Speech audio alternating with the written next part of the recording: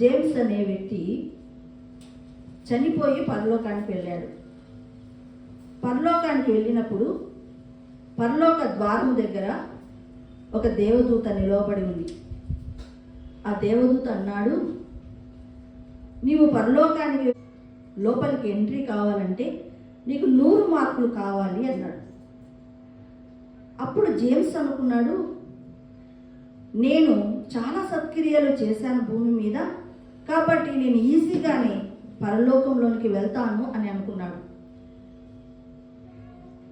అని నేను భూమి మీద ఉన్నప్పుడు నా భార్యతో నేను 50 సంవత్సరాలు ఎంతో సఖ్యంగా నమ్మకంగా నేను జీవించాను. హృదయంలో కూడా ఎక్కడ కూడా నేను ఆమెను ద్రోహం చేయలేదు, మోసం చేయలేదు అన్నాడు. దానికి దేవదూత, శబాష్, చాలా మంచి పని చేశావు, నీకు నేను 3 మార్కులు ఇస్తున్నాను అన్నాడు.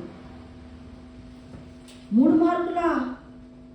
అదేంటి అంటూ జేమ్స్, నేను అనాథ శరణాలయాల్లో అనేక మందికి బట్టలు ఇచ్చాను, భోజనాలు పెట్టాను, అలాగ అనేక సార్లు నేను చేశాను అన్నాడు.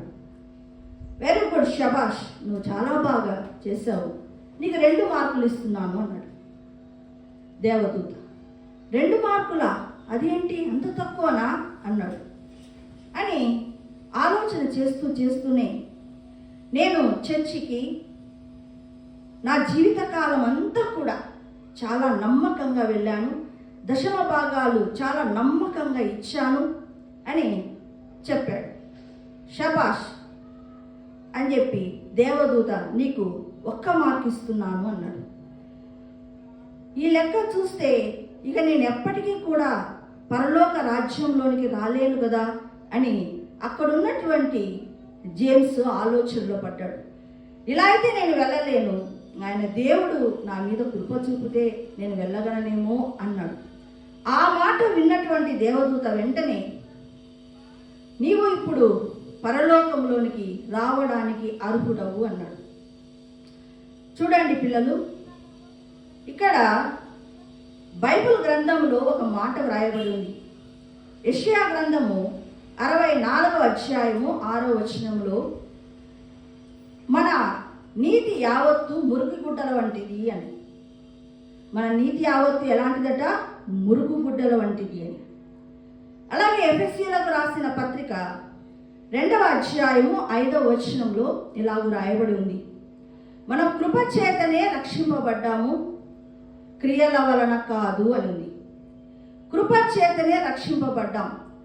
మనము సొంతంగా ఏవేవో నీతి క్రియలు చేస్తే మనం పరలోకానికి వెళ్తాము అనేది తప్పు. ఎందుకంటే మనం చేసేటటువంటి నీతి క్రియలు ఎలాంటివంట?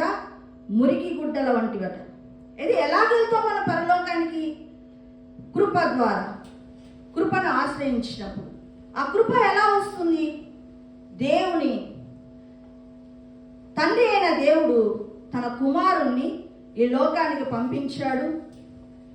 నా నిమిత్తము, మన పాపముల నిమిత్తము ఆయన శిల్వయజ్ఞము చేయడము, చనిపోవడము, సమాధి చేయబడ్డము, 3వ నాడు తిరిగి లేచడము జరిగింది.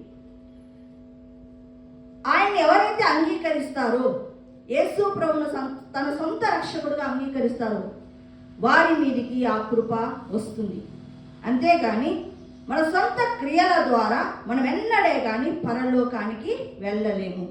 కాబట్టి జ్ఞాపకం చేసుకుందాం, మనము కృప మీద ఆధారపడదాం.